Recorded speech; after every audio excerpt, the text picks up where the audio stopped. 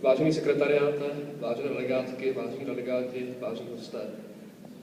Je mi ctí jménem královny přednést vám naše cíle na nadcházející konferenci. Velká Británie nemá v úmyslu na nadcházející konferenci přijít s velkými a diskuzi vyvolávajícími opatřeními, ani s radikálními řešeními současných konfliktů a situací.